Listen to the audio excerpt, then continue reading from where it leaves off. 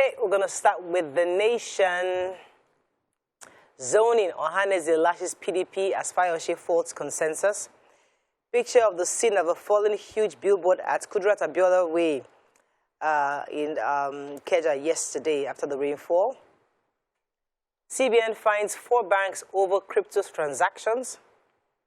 Dangote Adenuga Rabi remain on Forbes rich list. Terrorists threaten to kill attacked train hostages. And FG lifts more COVID-19 restrictions. Okay.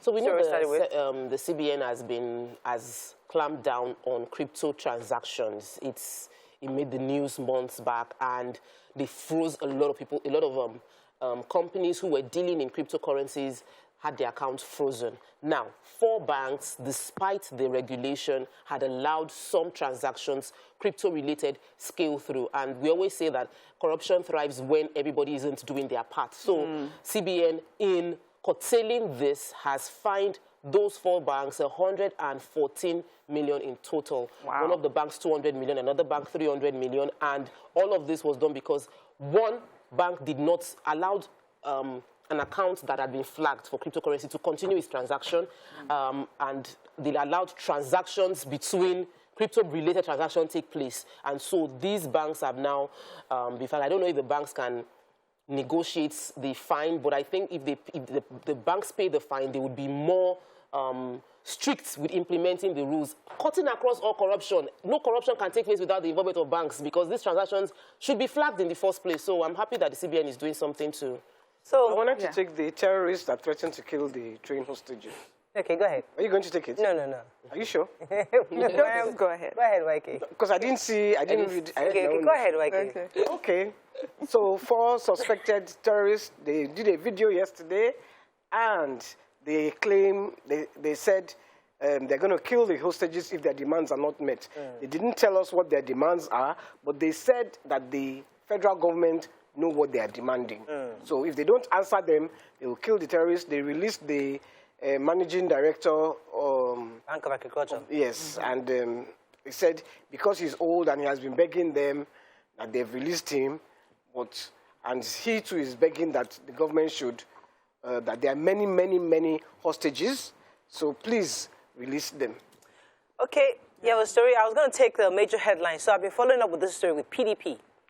And obviously, we said yesterday at the papers when they said that Governor Autumn had, who chaired the 37-man committee, had said that they were not going for consensus or zoning, they were going to throw open. But he has come forward to say he never said that. He never said that to any reporter. That right now, body language. Yes, they were reading his body language. However, Ohaneze Ndigbo has obviously, they came against the possibility that this might become consensus. They say that it's a political blunder and a betrayal, given that Ndigbo has suffered most recently for supporting the PDP. Also, another contender, former governor of Ekiti State, Fayose, said that, I saw those going around for consensus. Who will step down for who? You asked me to step down. Consensus is undemocratic. So according to him, when it was the last election, they all of them from the south stepped down when they zoned it to the north. That it's time for them to also step down and zone to the south, because they're not going to step down for anybody, and they don't want a consensus. They want it to be zoned south. And so, listen. He also said that the PDP, the people that want you to step down for them are the people who left the party and allowed the party to lose the elections last time, and he named Atiku and Saraki especially, saying they are because of the loss of the election. And they said that they can't even win. They can't even win from their own individual. Yes. in Kwara State, they couldn't win. In their state. Won by 20,000 votes in Adamawa State. Moving on quickly now to the Punch. Let's find. So we talked about zoning already. Let's move on. Pensioners threaten showdown with Fayemi. Abiodun Southeast Governor's retiree slumps. Lagos father smashes baby's skull. Burns house, blames evil spirits. Suspected smugglers kill Ogun customs officer, dump body in pit. COVID-19 test. State protests Ghana's maltreatment of Nigerians. Lassa fever spreads as COVID-19 cases drop FG list restrictions. Okay, which story are we taking? And one more thing. SIM NIN, deactivated subscribers want 3-month extension, enrollment centers congested. Okay. The picture story, the Nigerian Union of Pensioners, the Southeast Zone, had a meeting and released a communique, and they say that for those of them in the Southeast, their governors from that zone have a bad reputation for not paying pensions and gratuities. They said for a lot of them, their payments and gratuities are done in arrears. Some have not been paid their gratuity in 10 to 15 years, and their pensions are paid in arrears of 6 to 3 months. And, you know, they're just complaining that this is not in the Constitution. These people deserve their money and they should be paid. They're different. The particular picture that we're looking at is of a man, of a pensioner, who at a protest slumped, but thankfully was quickly taken away by his family. He said he was a 90-year-old man just protesting the fact that pensions are not paid. And he said a lot of them, as usual, we know the stories of a lot of them passing on because the monies that they would have used to take care of themselves, go to the hospital, they don't get that. They also say that as far as they're concerned, EFCC is conniving with these governors who steal their monies in billions, monies that is meant for pension payments in billions, and get away with it. So really, when it comes to pensioners, we have to put our hands together and solve this issue. This is a sad picture that we have to see every time, yes. Very sad picture. I saw it. So I wanted to talk about the man who smashed his baby's head. Apparently, he was just sitting in the sitting room with his 17-year-old wife, got up and just smashed the baby's head. Oh, my Lord. And then he set the house on fire and then ran. And she alerted people, and they came and put the fire out. They saw the baby. They found him somewhere hiding. And he says it's the evil spirit. He's locked up at the moment. Very, very, very sad. That's some kind of mental disorder. Yeah, it's definitely a mental disorder. Something. Definitely a mental disorder. You have the story of the smugglers? Or which I have the story of the Presidential Steering Committee speaking to the Senate. And in that conversation, they are decrying the treatment of Nigerians in Ghana. So the from the Ghanaian perspective, it's that a lot of Nigerians come into Ghana with COVID test results saying they are negative. But when tested in Ghana, they are positive. So because of that, there's been this harsh treatment towards all Nigerians traveling into Ghana. To the tune of 70,000 naira per day is paid to isolate for 2 weeks, running into millions of naira. If you visit Ghana, you are isolating. This is West Africa to West Africa. And the conversation was now Ministry of Health and Ministry of Foreign Affairs should speak to Ghana. Our bilateral relationships we shouldn't be treated like this. However, the fact still remains, Nigerians go there with fake COVID test. I traveled several times. I've done COVID test several times, and it's negative, and I always do my COVID test. Why would people not do the test appropriately? Do the test now. Okay, we have to wrap up on this, but let me take the deactivated subscribers. So a group, the umbrella group says, I think it's the National Association of Telecom Subscribers, have asked and pleaded with the federal government to kindly extend the NIN SIM policy deadline for another additional 3 months. And this is because all the major telecom centers are very congested right now because of the deadline that was passed on the 31st, I believe. So right now, people can't actually connect their NIN to their SIMs, and they're asking for an extension because now the people know, Nigerians know, they can't call out anymore. Their lines were blocked.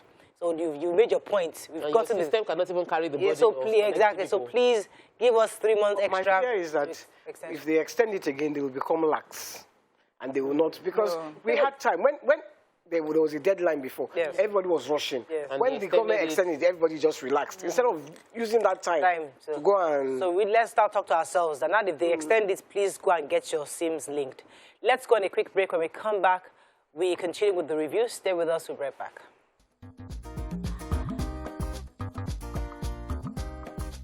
Stay tuned. Your View will be right back. Thanks for staying with us. Moving on now to Daily Sun.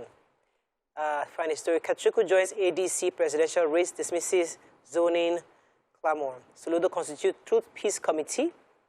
Buhari signs Executive Order 11 on public buildings maintenance. Kaduna military base attack. Number of soldiers killed rises. 3 killed, others abducted as bandits attack Taraba.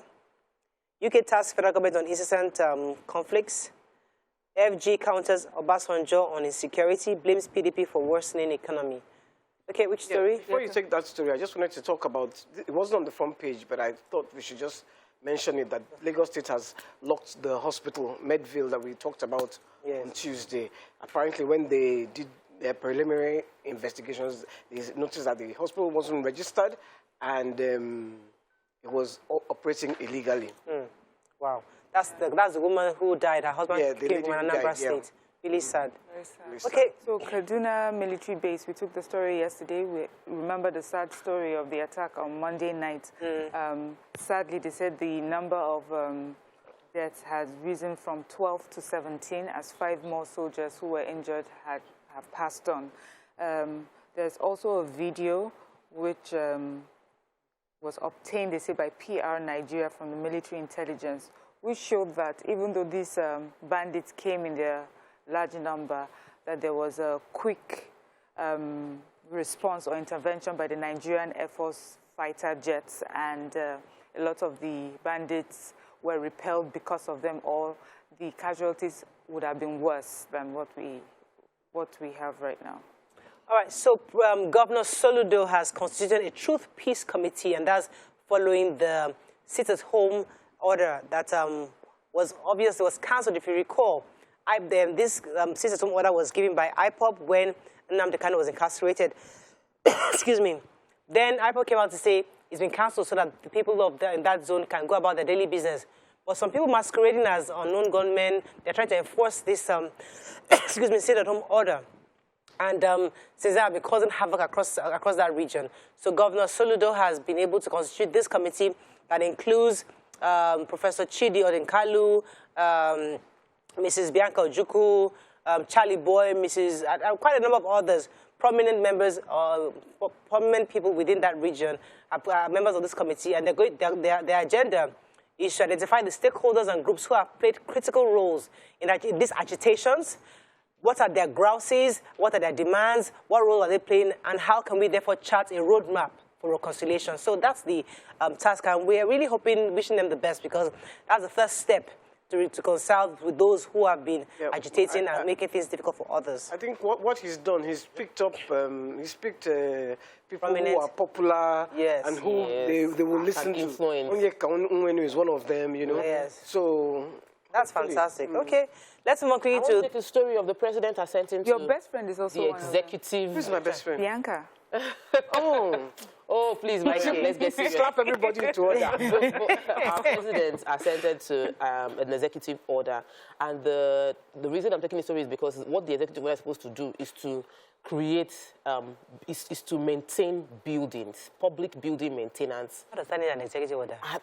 That's exactly what I'm trying to understand. And many of the buildings they need a facelift. So now they're going to be, every ministry and agency needs to quickly create, and I'm wondering, a budget, because obviously when they say facelift is that they'll create a budget that's now, executive order will mean every budget for the buildings should look good. A lot of money goes into building infrastructure in Nigeria, and if we maintain by preventing damage, if we are careful with the handling of those things, it will save us a lot more money in trying to do facelift. I mean, if you recall, what TVC used to look like before, when we had the new management, they came in and they started planting flowers. I was like, what are they planting flowers for? And all this thing. But we have seen that over time. Sustainers of that have actually made the place look beautiful. And when you come in, you feel like, oh, I'm coming to an office. So yes, you might have to make that cost initially, but the maintenance of it is also very critical. You know, priority, this is not the most important executive order. Okay, Vanguard very quickly. It's all part of it. PDP's open ticket presidential contest triggers uproar. NURTW sacks MC Oluomo, dissolves the Lagos Council. Nigerian-born student dies after eating cannabis sweet in UK. Oh my God. Ekiti 2022, unknown gunmen attack Oni's convoy in Efon-Alaye. Seun, RCCG pastor Gandhi Olaoye eligible to become next Oba, says the Laoye family house. FG approves 12 new private varsities. Jonathan loses 2 security aides in auto crash. Okay, which story are we starting with? So there's a young girl, aged 23. Her name was Damilola Grace Olakomi, an undergraduate, business law undergraduate student at the University of Hertfordshire in the United Kingdom. She and her friend, a 21-year-old, had ordered this sweet gummy bears. Gummies. With cannabis in it, and they consumed it, and immediately after they were terribly sick.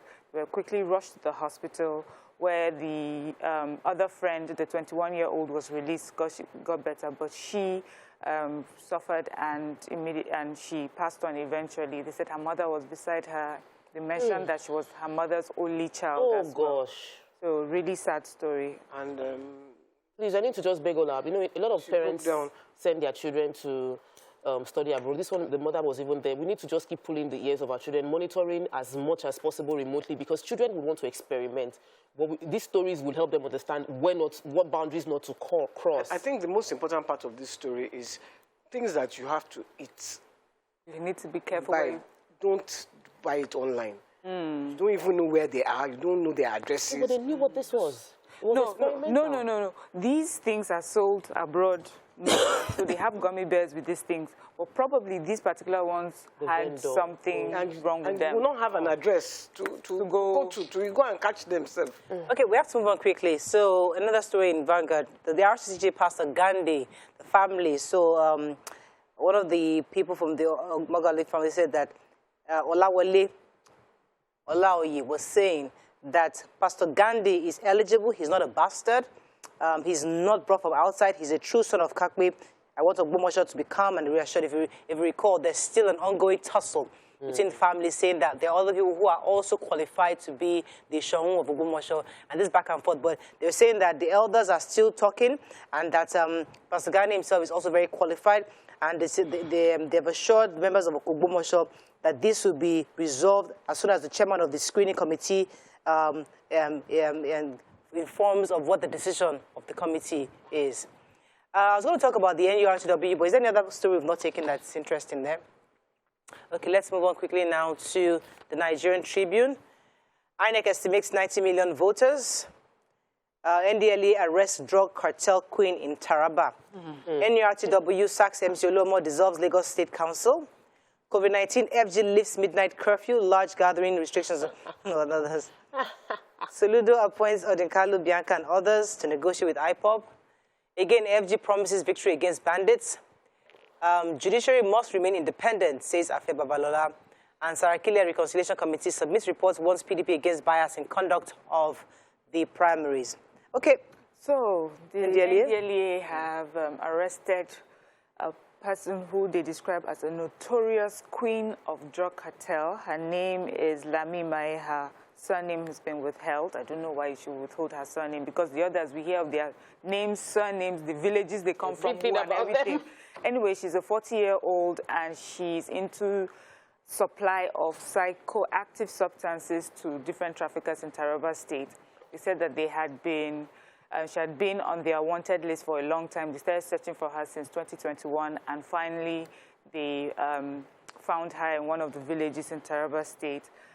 They talked about a certain person who had been arrested. Some of the suppliers and the traffickers had been arrested, and her name would come up. And they said there was this particular person who, after being arrested and served jail term, went back to his business with her continuing to be his supplier. Anyway, she's only 40. She's been caught, and hopefully it would mean, this is what I would say a, win for the war against drugs. So the government, presidential committee, the presidential steering committee have lifted the curfew, the 12 to 4 a.m. curfew. They say since the COVID cases have dropped, we can. But people with comorbidity, people with should still wear masks and stay away from crowded places, and we should all still be alert and wear our masks, but it's not mandatory. Well, we didn't know that there was still restriction. So we are all shocked. Okay, we have to run. Reading this, we are shocked. We must talk about our shock. We have to run. We didn't know that there was had a convention. Okay, yeah, 60. Let's go in a bit. That's all we can take. Everybody was wearing masks. And he went through the night. Okay. That's all we can take of your review. That's what you wanted to see. Stay with us. We'll be right back.